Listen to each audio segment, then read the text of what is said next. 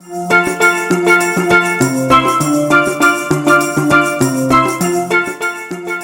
à tous, c'est Camille, on se retrouve pour une nouvelle vidéo aujourd'hui, toujours depuis le petit coin de paradis de l'île Maurice.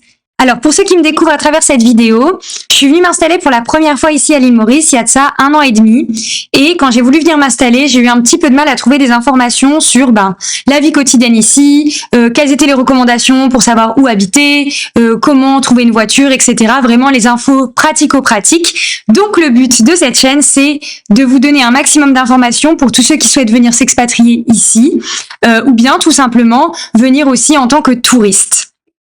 Alors avant de commencer avec notre thème du jour, je voulais vous demander de vous abonner à la chaîne, de laisser des commentaires, de vous engager avec la vidéo, parce qu'il faut savoir que je regarde tout. Comme j'ai lancé la chaîne il n'y a pas très longtemps, en fait, je regarde tous vos retours pour essayer de m'améliorer, voir les thèmes qui vous plaisent.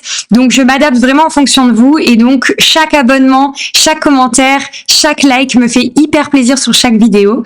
Donc si vous voulez me faire plaisir et m'encourager à continuer d'alimenter cette chaîne en nouveaux contenus, vous pouvez tout de suite vous abonner et me laisser un petit like et un commentaire, ça me ferait très plaisir. Alors, tout de suite, on attaque avec notre thème du jour. Aujourd'hui, je viens vous parler de la conduite à l'île Maurice. Comment se déplacer à l'île Maurice et comment trouver sa voiture. On attaque tout de suite avec les déplacements à l'île Maurice. Alors, il faut savoir que quand on pense à l'île Maurice, on pense plage, on se dit petite balade, rue piétonne. C'est pas vraiment le cas ici. La réalité, c'est que pour se déplacer, c'est assez compliqué quand on n'a pas de véhicule parce qu'il n'y a pas vraiment de trottoir en fait sur les routes. À moins d'habiter vraiment en bord de mer, vraiment en pied dans l'eau presque, c'est quasiment impossible de se déplacer en marchant parce que toutes les routes sont des routes assez étroites déjà rien que pour les véhicules. Alors pour en plus pouvoir marcher sur le bas-côté, c'est vraiment plutôt dangereux. Il faut savoir que les Mauriciens conduisent un petit peu comme des foufous, donc la plupart en tout cas. Donc il faut être très vigilant en fait si vous êtes piéton à l'île Maurice, c'est quand même assez dangereux, surtout que les routes, c'est vraiment pas adapté en fait pour être piéton finalement. Donc si vous n'avez pas de voiture à l'île Maurice, c'est toujours un peu plus compliqué de se déplacer. Et je dirais même que si vous avez en tête par exemple de prendre un scooter comme on peut faire dans les pays d'Asie, c'est pas forcément non plus le moyen de locomotion que je recommanderais en priorité. Encore une fois parce que c'est assez dangereux au niveau de la conduite ici. Et du coup personnellement, moi je serais pas rassurée d'être en scooter parce que il y a quand même beaucoup d'accidents. Donc quand vous n'avez pas de voiture, la carrosserie c'est vous. Donc c'est toujours un peu plus dangereux de s'exposer directement alors que dans un véhicule, on est quand même un peu plus protégé. Vous avez aussi, si vous voulez pas du tout conduire, bien sûr, il y a des transports en commun. Vous avez notamment les bus, mais c'est pareil, en fait, pour quelqu'un qui viendrait s'expatrier à l'île Maurice, je recommanderais pas forcément les transports en commun. Ce serait un peu différent si je parlais directement à un Mauricien, parce que les Mauriciens ont l'habitude du réseau de transport local. Mais nous, en fait, par rapport aux habitudes qu'on a en Europe, etc., on va être un petit peu déboussolé avec les bus ici. Donc, il y a bus et tram. Le tram, c'est uniquement à Port-Louis. Et en fait, le truc, c'est que c'est pas comme en Europe où on va avoir vraiment un planning avec le passage des bus à telle heure, etc. Ici, il n'y a même pas d'arrêt de bus. Il y en a quelques-uns. Mais en tout cas, si vous êtes sur la route et que vous n'êtes pas à un arrêt de bus, que vous souhaitez prendre le bus, que vous le voyez passer devant vous, vous pouvez juste lever la main, il va s'arrêter pour vous. Donc en fait, on ne sait jamais vraiment à quelle heure le bus va passer, ni où est-ce qu'il va passer vraiment. Donc c'est pas non plus le moyen de locomotion que je recommanderais le plus pour quelqu'un qui viendrait s'installer à l'île Maurice ou un Européen en général, on va dire. Même si le bus n'est pas du tout cher. Pour le coup, vraiment, c'est quelques roupies. Mais voilà. Aujourd'hui, je vais surtout vous parler de la voiture parce que pour moi, c'est vraiment le moyen de locomotion le plus réaliste quand on est européen à l'île Maurice. Le plus flexible, le plus safe aussi. Donc tout de suite, on passe à la partie voiture. Je vais vous parler location de voiture et achat de voiture. Alors déjà, une généralité sur les voitures à l'île Maurice. Ici, on conduit à gauche, donc le volant sur les voitures, et à droite, donc comme en Angleterre.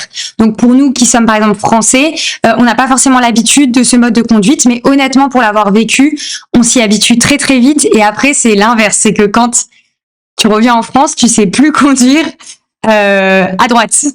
avec le volant à gauche. Donc, franchement, le cerveau s'habitue hyper vite. Donc, si c'est quelque chose qui vous fait peur, que vous appréhendez, honnêtement, c'est ok. À moins que vous soyez vraiment quelqu'un de très stressé au volant, vous allez vous habituer vraiment en quelques trajets. C'est juste que moi, par exemple, je me souviens qu'au début, je demandais toujours à la personne qui m'accompagnait dans la voiture de vérifier que j'allais pas trop sur le bas-côté à gauche. Parce que du coup, j'avais les repères inversés.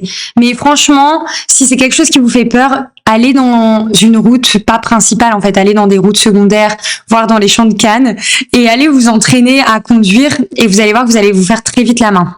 Alors, on passe tout de suite à la partie achat de voiture. Alors, pour l'achat de voiture, pour vous donner un indicatif, typiquement, ici, vous allez avoir différentes classes de voitures. Je vais partir sur une Nissan March. La Nissan March, c'est vraiment le b.a.-ba de la voiture à Maurice, on va dire. C'est la voiture, je pense, la plus répandue sur l'île. C'est une petite voiture, c'est l'équivalent de la Nissan Micra qu'on a, nous, en Europe. Sauf que le volant est inversé, donc c'est le modèle japonais. Et du coup, c'est une toute petite voiture, mais qui a quand même un peu de puissance. Moi, cette année, j'ai une Nissan March. L'année dernière, j'avais une Toyota Vitz. La Toyota Vitz, en comparatif, elle est beaucoup moins puissante. Et en fait, il y a notamment une grosse route à l'île Maurice qui s'appelle Verdun, qui est une route avec une très très grosse montée quand tu vas du nord au sud, et où quand tu es en Toyota Vitz, c'est tout juste si la voiture recule pas, par manque de puissance. Donc moi, cette année, j'ai une Nissan March. Elle fonctionne beaucoup mieux pour ce genre de montée, mais globalement, vous n'allez pas non plus faire des routes de fou à l'île Maurice. Mais c'est vrai que quand vous voulez faire un peu de tourisme, visiter différents endroits, il y a facilement 1 heure de route à chaque fois, selon l'endroit où vous vous situez. Donc on se retrouve quand même rapidement à faire beaucoup de routes. Donc c'est bien d'avoir une voiture qui est suffisamment puissante pour appréhender ces routes-là. Pour vous donner un indicatif, la Nissan March, typiquement là, une Nissan March de une dizaine d'années, on est à peu près à l'achat à 225 000 roupies, 275 avec frais d'agence. Parce que pareil, pour acheter la voiture, ça va être un peu comme en France, soit vous passez direct de particulier à particulier, mais je vous recommande pas forcément d'acheter directement à particulier, à moins que ça soit vraiment quelqu'un de confiance. Mais ici, il y a quand même pas mal un peu de traficage de voitures.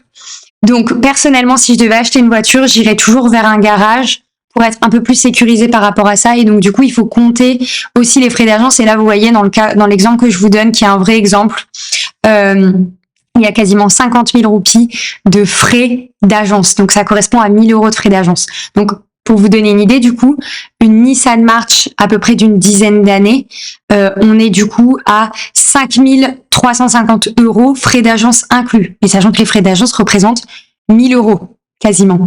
Donc, vous voyez que les prix sont un peu plus élevés qu'en France, forcément, parce que les voitures doivent être importées. Donc, on a beaucoup plus de frais annexes qui sont inhérents à l'achat d'une voiture, en fait. Donc, voilà.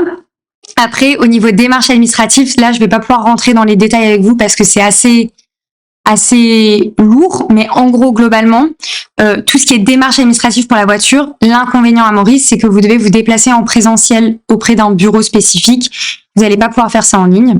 Après, vous avez toujours des courtiers, si on peut les appeler comme ça, qui vont pouvoir le faire pour vous. Donc, vous leur donnez tous vos documents et ils vont faire la démarche pour vous. Et sinon, si vous passez par une agence pour un concessionnaire en fait d'achat de voiture, là c'est pareil, c'est le concessionnaire qui va faire les démarches pour vous. Par contre, il faudra aussi bien penser à assurer votre véhicule. Et sur les véhicules de plus de 10 ans, vous ne pouvez pas avoir des assurances tout risque. Donc il y a quand même un peu des contraintes spécifiques et des process qui sont assez différents de chez nous, auxquels il faudra s'habituer à Maurice. C'est pour ça que si vous voulez acheter une voiture, je vous recommande quand même de passer par un professionnel pour pouvoir être accompagné en tout cas dans toutes ces démarches.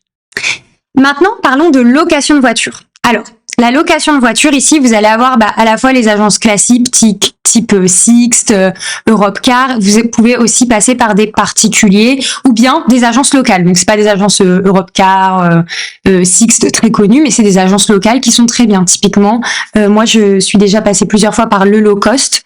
C'est une agence qui est située au sud de l'île Maurice et qui a un très très bon rapport qualité-prix au niveau des véhicules que vous allez louer.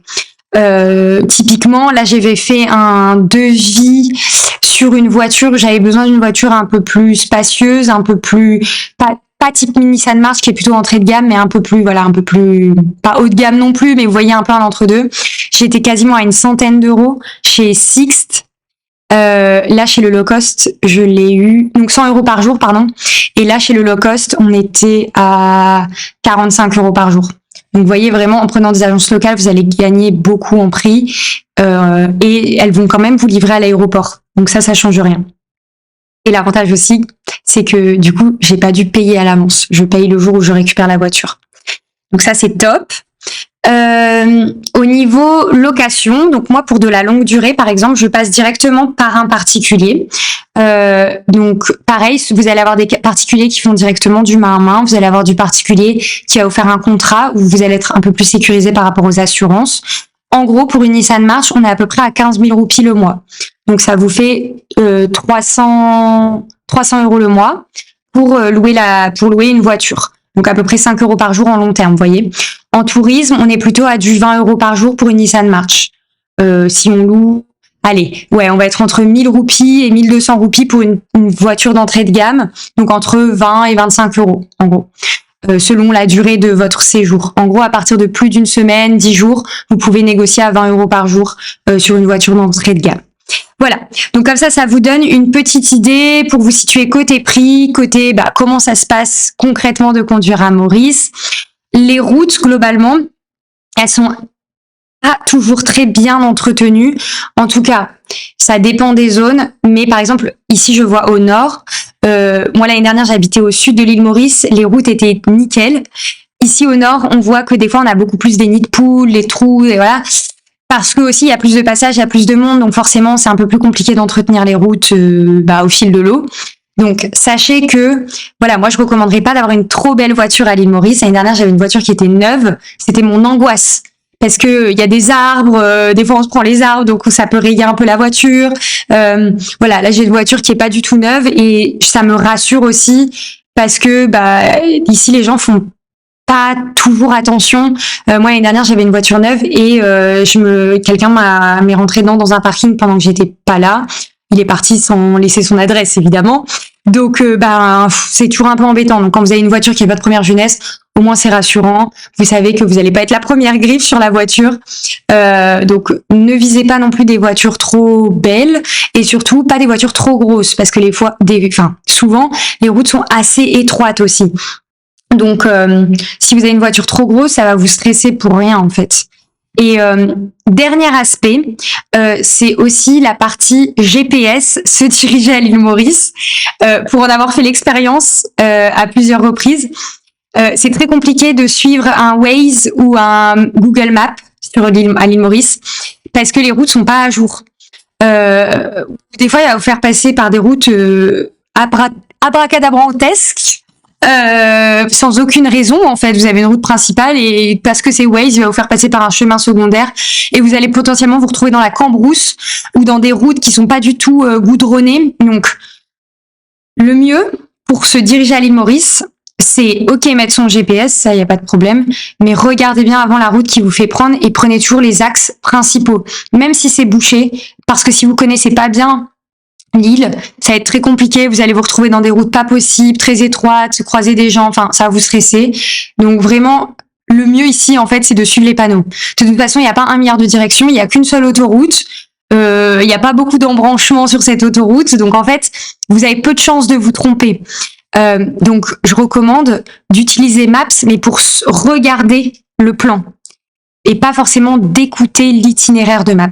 Écoutez plutôt les panneaux et suivez les routes principales qui sont beaucoup plus sûres que les routes secondaires que vont vous donner les GPS. Voilà, j'espère avoir pu répondre à toutes vos questions sur vraiment se déplacer à l'île Maurice, avoir une voiture à l'île Maurice, les routes à l'île Maurice. Si j'ai oublié des questions, n'hésitez pas à les mettre en commentaire. Je lis tous les commentaires. Donc, je pourrais répondre alors soit par une nouvelle vidéo si ça nécessite une vidéo d'approfondissement, soit directement vous répondre en commentaire. Je vous invite à laisser un like et à vous abonner à la chaîne parce que c'est ce qui m'encourage à continuer de créer du contenu ici. Je vous remercie et je vous dis à très vite pour une prochaine vidéo. Salut!